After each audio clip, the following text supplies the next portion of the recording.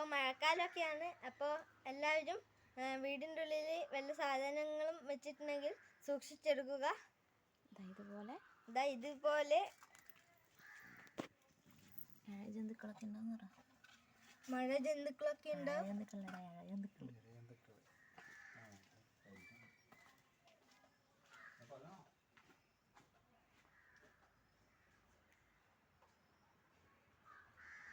അടുക്കളയിൽ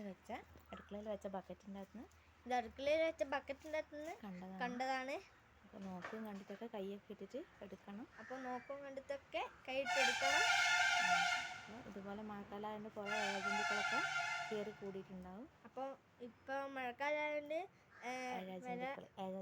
ഇഴജന്തുക്കളൊക്കെ കയറി കൂടിയിട്ടുണ്ടാവും.